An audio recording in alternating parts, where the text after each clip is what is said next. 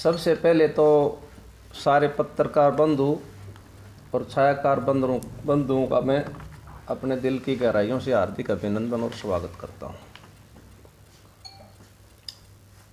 आज का जो प्रेस कॉन्फ्रेंस का मेन विषय जो है वो जन आक्रोश रैली ही रहेगा।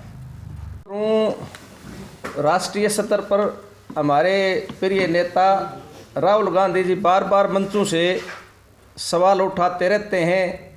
आर्थिक मोर्चे पे, सामाजिक मोर्चे पे, विभिन्न मुद्दों पे, विभिन्न बिंदुओं पे जो है ना आवाज़ उठाते रहे। मैं बताना चाहूँगा कि 2013 में हमारे जो गवर्नमेंट थी उस पर कर्जा था 58.6 लाख करोड़। अब वो बढ़ के हो गया 155.6 करोड़।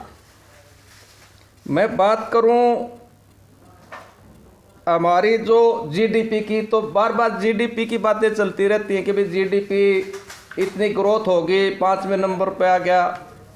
पर कैपिटा जो मैं बात करूं जीडीपी की, तो हमारा जो है ना लोवेस्ट जो है ना, हम G20 जो थे, G20 जो देश थे उनमें सबसे लोवेस्ट पर कैपिटा जो है हमारी जीडीपी है। ये ऑन रिकॉर्ड बातें हैं। जब आप देखोगे, जब मैं बात करता हूँ ग्लोबल हैंगर की, भूखमरी की, जहाँ तक बात है केवल 125 देशों की सिर्फ बात होती है, उसमें उससे आगे तो है ही भूखमरी, उनका कोई जिक्र नहीं होता। उसमें हमारा नंबर 111 नंबर पे हम खड़े हैं।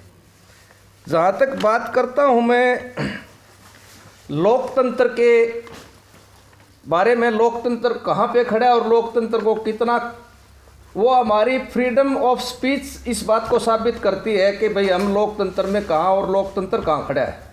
वहाँ पे जो है 161 नंबर पे आए हैं हम 2023 में। पूरे वर्ल्ड में हमारा जो फ्रीडम ऑफ स्पीच है वो 161 नंबर पे खड़े हैं, यानी हमारी बहुत पुअर कंडीशन है। तो बार बार राहुल गांधी जी ने इस बात को विभिन्न मंचों से उठाने के बाद लोगों ने इस पर समझना शुरू किया और हम लोगों ने भी लोगों को बताना शुरू किया। अब मैं बात करूं हरियाणा प्रदेश की, तो हरियाणा प्रदेश में चौधरी भूपेंद्र सिंह हुड्डा जी, उदय भान जी और दीपेंद्र जी बार बार विभिन्न मुद्दों को उठाते रहे हैं। मैं सबसे पहले बात करूं अनएम्प्लॉयमेंट की।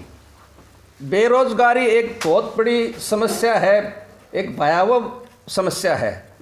इसमें मैं बात करूं 2021-22 में जो है 9% बेरोजगारी है, जबकि 2012-13 में 2.9 थी।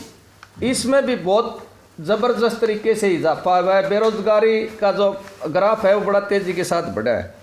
मैं बात करूं वुमेन क्राइम की, महिलाओं पर जिस प्रकार से अत्याचार बढ़े हैं और उनके साथ जो विभिन्न पहलुओं पे उनके साथ हिंसा हुई है, उनमें मैं यदि संख्या बताऊं तो 2022 में 16,743 मुकदमे जो हैं वो दर्ज हुए हैं ऑन रिकॉर्ड।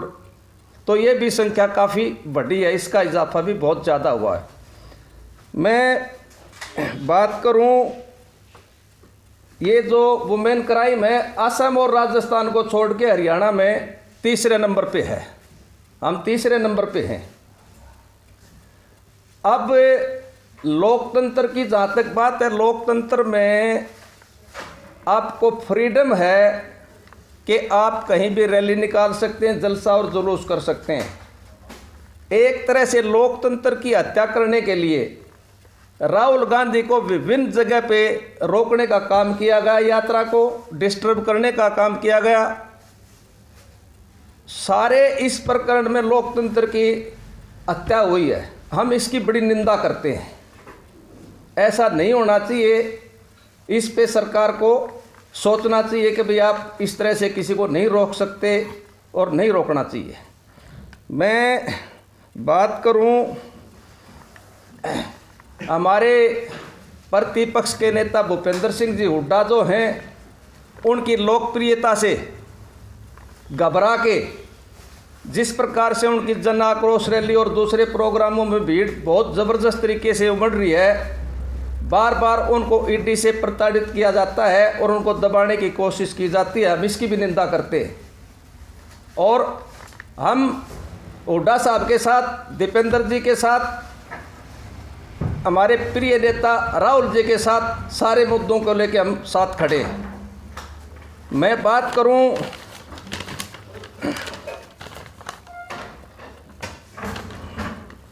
रैली, हमारी 9 तारीख को जन आक्रोश रैली होनी है यहाँ पे चरखी दादरी अनाज मंडी में।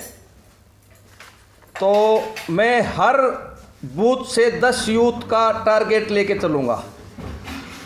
इस रैली को हम बड़े ज़ोरदार तरीके से, बहुत मजबूत तरीके से इसको हरियाणा प्रदेश की सबसे बड़ी जन आक्रोश रैली बनाने का काम करेंगे। हमने हर गांव से, हर बूथ से, हर मोहल्ले से, हर वर्ग से जन संपर्क, इस रैली के लिए, जन आक्रोश रैली के लिए एक जन संपर्क अभियान कल से हम शुरू कर रहे हैं। हर मोहल्ले में जाएंगे, हर घर घर जाएंगे और इस रैली को कामयाब बनाने के लिए अपनी पूरी ताकत झोंकेंगे। मैं आप लोगों के माध्यम से ये बताना चाहता हूँ कि जो मेरा क्षेत्र बाढ़ड़ा है, इसमें विभिन्न जो नेता आए हैं और चले गए, उनने लोगों को ठगने का काम किया। विकास के नाम पे वहाँ कुछ नहीं हो रहा। पानी की समस्या है, सड़क वैसी की वैसी पड़ी हैं, बेरोजगारी की हालत जो है, शिक्षा की जो हालत आप देख रहे हो, बहुत बुरा हाल है। कांग्रेस पार्टी के टाइम भी ऐसा ही था? कांग्रेस पार्टी के टाइम में ऐसा नहीं था, लेकिन कांग्रेस ने बहुत काम किया उस टाइम में, बहुत प्रोग्रेस की। आप देखोगे जो कॉलेज बना हमारे बारडा में, महिला कॉलेज बना, वो कांग्रेस के टाइम में बना। शिक्षा की काम किया। हमारी जो CHC गोपी थी, उसमें जो अपग्रेडेशन हुआ वो भी कांग्रेस के टाइम में हुआ। और विभिन्न जो मंडियों की बात है, मंडी का काम था और जितने भी काम थे कांग्रेस सरकार ने बड़ी मजबूती के साथ किए थे। लेकिन अब इस सरकार में लोग संतुष्ट नहीं हैं और काम नहीं हो रहे। दावा किया जा रहा है कि सबसे ज़्यादा पैसा अगर कहीं आया है तो वो बारडा में आया है। देखो, मुझे तो ये दावे खोखले ही लगते हैं, क्योंकि धरातल पे को काम तो नज़र आता नहीं। वो पैसे कहाँ हैं वो बताए हमारी विधायिका, सबके बीच में एक सफेद पत्र जारी करे और बताए कि कितना पैसा है और कहाँ लगा। हम ये मांग करते हैं। भारी प्रत्याशी के भी आरोप लग रहे हैं। हाँ, बाहरी प्रत्याशी जब इलेक्शन होते हैं, बाहरी प्रत्याशी मंडराना शुरू कर देते हैं और मंडरा के और यहाँ की जनता को बरगलाने का काम करते हैं, बहकाने का काम करते हैं और विधायक बनने के बाद उनकी सूद नहीं लेते। तो अब लोग समझ चुके इस बात को कि ऐसे लोगों से अब दूरी बना के रखेंगे और आगे से ऐसा। कांग्रेस पार्टी में तो पहले से ही गुटबाजी है, तो कांग्रेस पार्टी पर कैसे विश्वास करेंगे? कांग्रेस पार्टी में कोई गुटबाजी नहीं है। जब बड़ा परिवार होता है तो सब अपने अपने तरीके से अपनी अपनी बात को रखते हैं। तो कांग्रेस में सब एक हैं। जब आप देखोगे सब एक मंच पे आपको नजर आएंगे और अपने अपनी बात रखने के लिए अलग अलग तरीके से अपना अपना प्रोग्राम कर रहे हैं। सब एक है। स्पष्ट तौर से दिखाई दे रहा है कि हुड्डा ग्रुप अलग से काम कर रहा है और SRK ग्रुप अलग से काम कर रहा है। देखिए, अपना अपना देखने का नज़रिया होता है। हम ये जो गुटबाजी की बात करते हैं, इसको एक मतलब पार्टी को कमज़ोर करने वाले लोगों की तरफ से फैलाया हुआ एक जो है ना एजेंडा देखते हैं। ऐसा कुछ नहीं है, पार्टी बिल्कुल एक है। ये तो साफ साफ आईना दिख रहा है कि SRK गुट अलग है और हुड्डा गुट अलग है। ये तो साफ साफ आईना है पब्लिक के सामने, तो इसको आप कैसे बोल सकते हैं? नहीं, ऐसा कुछ नहीं है। हमारे देखने के नज़रिए से तो दोनों एक ही है, काम करने का तरीका अलग अलग है सब। 9 तारीख को SRK गुट भी रैली में शामिल होगा? हाँ, हो सकता है। सब इनवाइट हैं, सबके लिए। कांग्रेस पार्टी की रैली है ये। कांग्रेस के अध्यक्ष उदय भान जी होंगे, प्रतिपक्ष नेता भूपेंद्र सिंह हुड्डा होंगे और कांग्रेस पार्टी के केंद्रीय नेतृत्व के दिशा निर्देश से ही सारे कार्यक्रम हो रहे हैं। सभी इनवाइट हैं, सब आएंगे। बारडा की अगर हालत देखें तो कांग्रेस लगातार हारती आई है, अब की बार क्या आप भविष्य देख पा रहे हैं? देखिए, कांग्रेस पिछले 10 में से 9 इलेक्शन हारी है, मैं इस बात से सहमत हूँ। लेकिन लोग अब परिवर्तन चाहते हैं, बदलाव चाहते हैं, प्रोग्रेस चाहते हैं, युवा रोजगार चाहता है, किसानों को एमएसपी चाहिए। इन सारे मुद्दों को देखते हुए अब रुझान कांग्रेस की तरफ है। अब की बार कांग्रेस का कैंडिडेट यहाँ से जीतेगा और कांग्रेस अपना विधायक बनाएगी। राम मंदिर के नाम पर भी भाजपा वोट एकत्रित करने की कोशिश करेगी, तो क्या उससे उबर पाएंगे आप लोग? देखिए, राम का जहाँ तक मुद्दा है, राम सबके हैं, किसी व्यक्ति विशेष या व्यक्ति किसी पार्टी विशेष के नहीं हैं। अब आप देखेंगे कि जब भी हम कोई काम करते हैं तो सबसे पहले हम खुद लेते हैं भाई ये राम का भरोसा है। तो राम सबका है, राम किसी एक व्यक्ति का नहीं है। आपका जो बड़ा गठबंधन बनाया गया था इंडिया के नाम से, तो वो भी अब कहीं ना कहीं टूटने की कगार पर दिखाई दे रहा है। क्या उसके बावजूद जीत पाएंगे? देखिए, टूटने के कगार पे नहीं है। सरकार ने एक तरह से अपोजिशन को तोड़ने का काम करने के लिए प्रेशर बना रही है, चाहे ईडी के माध्यम से, सीबीआई के माध्यम से, चाहे दूसरे माध्यम से कुछ लोगों को प्रभावित करने की कोशिश कर रहे हैं। लेकिन ऐसा कुछ नहीं है। महागठबंधन मजबूती से है और मजबूती के साथ ही आगे बढ़ेगा और जीत हासिल करेगा। कहीं ना कहीं आप भी मान रहे हैं कि कहीं ना कहीं कुछ तो कमियां हैं जिसकी वजह से ईडी और जो दूसरी जो एजेंसियां हैं वो आप लोगों पर दबाव बना रही हैं? नहीं, ईडी जो एक ऐसी एजेंसी है वो किसी को भी छेड़े, उसमें चाहे कोई भी कमी ना हो, परेशान तो कर ही सकती है। और देखिए, ऐसा है कि एजेंसियां हैं ना, लोगों को परेशान करने का काम कर रही हैं, कुछ नहीं है ऐसा। न्याय यात्रा चल रही है, तो उसको लेकर के क्या कहेंगे? क्या वापस से हरियाणा में भी कुछ इस तरह का जो यात्राएं जो है शुरू हो सकती हैं? बिल्कुल हो सकती हैं। पार्टी नेतृत्व तय करेगा इस चीज़ को कि भाई आगामी क्या प्रोग्राम रहेंगे। अब हाथ से हाथ जोड़ो प्रोग्राम था, उसके बाद हर घर कांग्रेस, घर घर कांग्रेस, फिर जन आक्रोश रैली। हो सकता है कि कोई यात्राओं जैसी बात भी हो जाए। पार्टी जैसा आदेश करेगी, जैसा निर्देश देगी, वैसा प्रोग्राम होगा।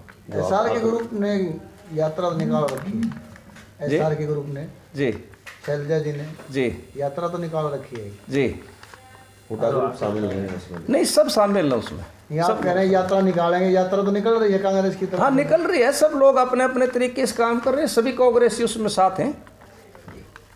जो आप रैली बता रहे हैं, कितने लोगों की आप उम्मीद रख रहे हैं कि आप लोगों के साथ आएंगे और कहीं ना कहीं आपकी पार्टी का जो है बल बढ़ेगा? देखो, मैं तो दावे के साथ एक बात कहता हूं कि ये हरियाणा की सबसे बड़ी जन आक्रोश रैली होगी। दादरी में रिकॉर्ड तोड़ेगी ये। हम अपना रिकॉर्ड खुद ही तोड़ेंगे। पहले भी कांग्रेस की रैली सबसे बड़ी हुई है और हमारा रिकॉर्ड खुद का हम तोड़ेंगे। धन्यवाद।